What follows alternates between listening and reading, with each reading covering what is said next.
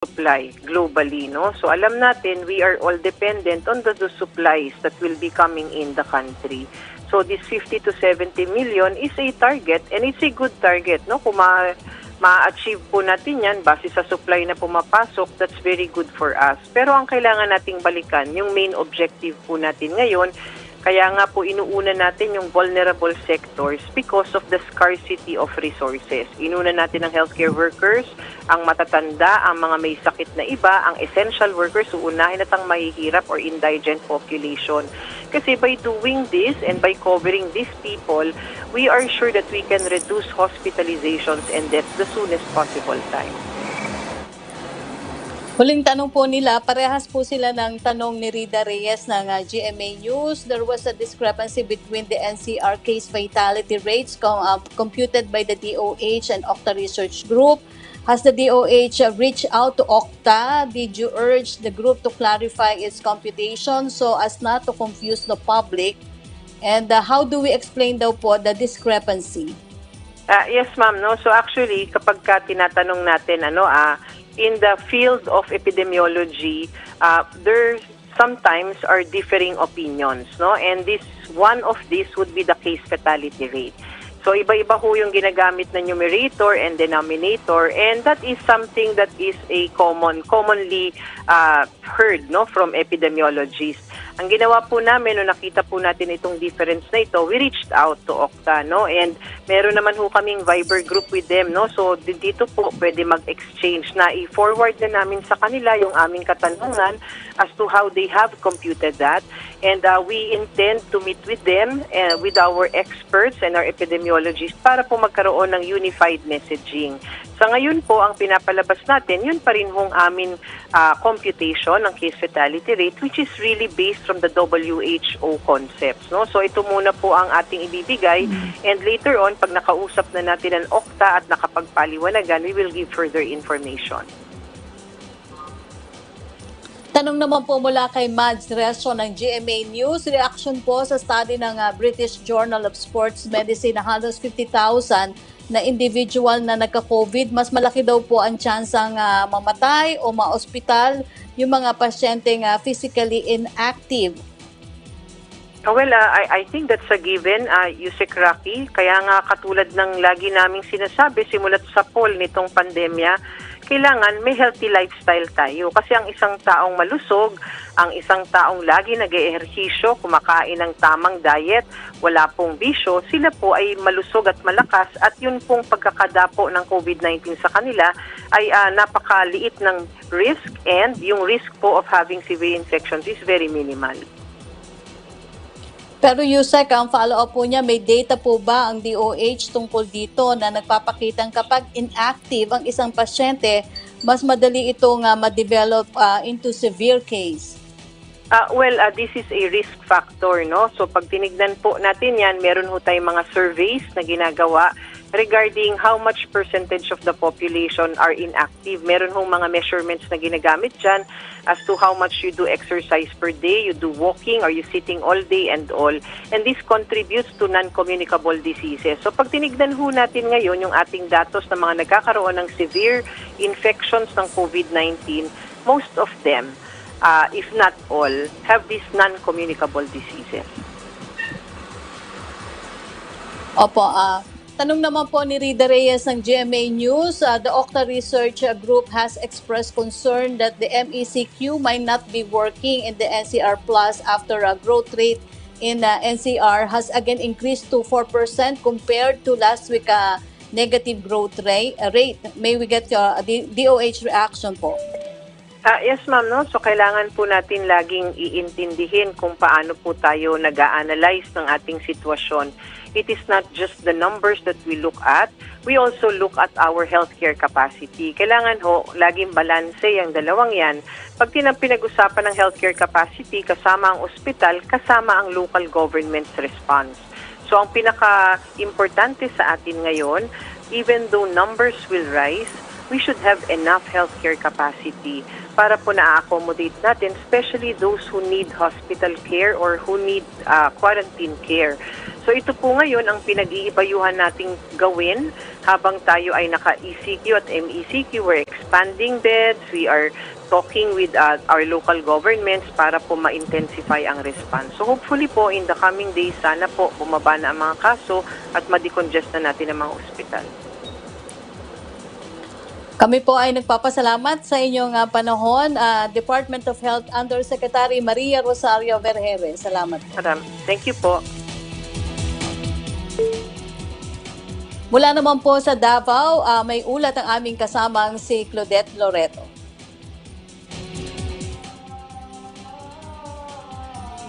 Yusek Rocky, maayong udto, patuloy na umaasa ang Davao City Health Office na madadagdagan pa ang alokasyon ng COVID-19 vaccine para sa Davao City. Yusek Rocky, sa 28,400 doses ng Sinovac vaccine na dumating para sa Davao Region noong Miyerkules, 1,700 nito ang inilaan para sa Davao City.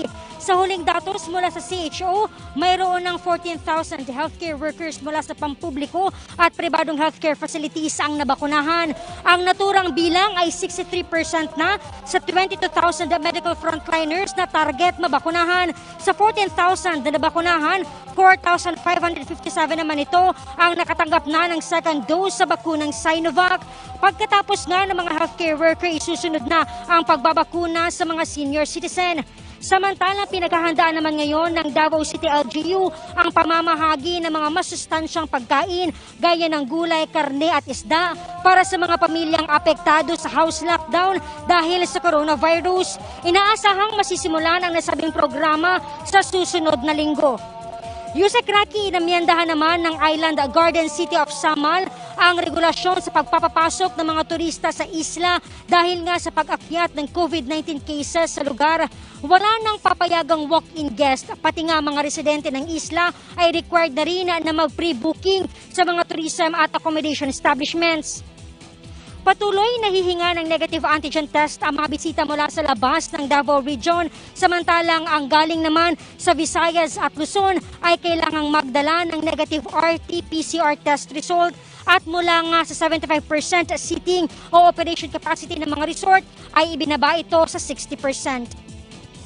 Yusek Rocky, sa COVID update naman po tayo dito sa Rion 11. Kahapon nga ay nakapagtala ng 71 panibagong kaso ng COVID-19 ang DOH Region 11, kaya't nasa 958 na ang total active cases. 82 naman ang nadagdag sa bilang ng mga nakarecover, kaya't nasa 20,710 na ang total recoveries. Isa naman po ang nadagdag sa bilang ng mga nasawi. At yan po muna ang pinakahuling update mula rito sa Davao City. Claudette Loreto para sa Bayan. Yusek? Maraming salamat sa iyo, Claudette Loreto. Samantala, puntahan naman po natin ang iba pang mga balita mula sa mga lalawigan. Makakasama po natin si Aaron Bayato ng Philippine Broadcasting Service. Thank you very much, Yusek Rocky. Moving on to more stories for today dito po sa Radyo Pilipinas. Mahigit 800 medical frontliners sa lalawigan po ng Quezon na bigyan na ng second dose ng Sinovac vaccine. More details from Carmi Isles. Radyo Pilipinas Report. Naibigay na ang ikalawang dose ng Sinovac vaccine sa mahigit 800 medical frontliners sa lalawigan ng Quezon sa isinagawang 4 na araw na pagbabakuna sa Quezon Medical Center sa Lucena City na nagsimula noong Lunes. Sa panayam ng Radyo Pilipinas Lucena kay QMC Chief of Hospital Dr. Rolando Padre, sinabi nitong nasa 250 to 300 medical frontliners ang tansyang nabakunahan kada araw. Ibinahagi rin ni Dr. Padre na sistematiko at positibo ang feedback ng pagbabakuna nitong mga nakalipas sa linggo kumpara noong una itong isinagawa. Samantala, hinihikayat rin ni Dr. Padre na magparehistro na ang senior citizens na nais magpabakuna upang makasama sa listahan ng susunod na mabibigyan ng vaccine kontra COVID-19. Mula sa lungsod ng Lucena, Carmi Isles, Radyo Pilipinas. Thank you very much, Carmi. Punta naman po tayo sa Tandag kung saan posibleng epekto po ng bagyong Bising sa lalawigan ng Surigao del Sur pinaghahandaan na ng National Food Authority. Inventaryo po ng bigas sinisigurong sapat. More details from Raymond Aplaya. Radyo Pilipinas. Radyo Pilipinas. Report. Pinaghahandaan na ngayon ng National Food Authority o NFA Surigao del Sur ang mga posibleng maidudulot na epekto ng Bagyong Bising dito sa lalawigan matapos itong tuluyan ng nakapasok sa Philippine Area of Responsibility. Sa panayam ng Radyo Pilipinas Tandag, sinabi ni Alvin Balatero, Operation Supervisor ng nasabing tanggapan, na meron silang sapat na inventaryo o reserba ngayon na bigas na maaring magamit sa panahon ng kalamidad. Aniya, nasa humigit kumulang 13,000 sako ng bigas ang nakaimbak ngayon sa kanilang mga budiga dito sa probinsya. Maliban dito, nagpapatuloy rin ang kanilang palay procurement o pamimili ng palay mula sa mga magsasaka upang matiyak na merong sapat na buffer stock ng bigas ang probinsya. Sa ngayon, nananatili pa rin sa 19 pesos bawat kilo ang kanilang buying price para sa clean and dry na palay sa pamamagitan ng kanilang mga palay buying stations na nasa bayan ng Kantilan, lungsod ng Bislig at Tandag, Surigao del Sur. Gikan diri sa Dakbayan sa Tandag, Surigao del Sur, Raymond Aplaya, Radyo Pilipinas. Thank you very much, Raymond. At yan po mga balitang nakalat ng Radyo Pilipinas. Ako po si Aaron Bayato, sending it back to you, Sec Rocky. Maraming salamat sa iyo, Aaron Bayato. Makibalita naman po tayo sa Cebu. May ulat ang aming kasamang si John Arua. John? Isa si John Christian Busalanan sa 30 mga nurse na ipinadala ng DOH Region 7 para tumulong sa COVID-19 situation sa NCR+. Ramdam ni Busalanan ang sitwasyon sa lugar, kaya sa ganitong paraan anya makakatulong siya sa bayan. Nag-volunteer ako kasi yung problema ng NCR, problema nating lahat. No? So if their healthcare system crumbles, yung effect niyan mararamdaman talaga natin. So, yun, nakadecide ako na tumulong. Dahil sa ipinamalas na dedikasyon ng mga healthcare workers na buong pusong nagkapit-bisig para sa NCR+, nagkaisa rin ang mga lider ng Cebu para sa kanila. Bibigyan ng Office of the Presidential Assistant for the Visayas ang bawat nurse ng tig 5,000 pesos kada buwan at tig 5,000 pesos mula sa Cebu Provincial Government. Sa oras na makumpleto ang 3 buwan, magbibigay ulit ang lalawigan ng tig 10,000 pesos. Makakatanggap rin sila ng tig 10,000 pesos mula sa Cebu City Government sa loob ng 3 buwan. At least in one way or another or in a small way, at least makatulong man lang ang Visayas sa national government, sa NCR+. It shows to the entire Philippines, no, to the nation, that Central Visayas or Visayas per se is actually part of the country, and so we feel for them. So because of that commitment to help each one, then we are deploying our people there. Umabot na sa 96 na mga healthcare workers ang naipadala sa NCR+ mula sa Visayas. Karamihan sa kanila ay mga nurse, doktor at medtech. Ngayong bumubuti ang COVID-19 situation sa Region 7, mahalagang tumulong naman sa ibang lugar na nangangailangan ng mga medical frontliners. At sa mga pagkakataong ito, ipinadama ng mga Bisaya ang pagmamalasakit sa bayan.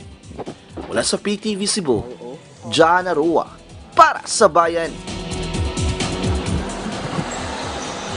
At yan po ang mga balitang aming nakalap. Muli, salamat po sa mga ahensyang nakasama natin sa pagsiservisyo publiko.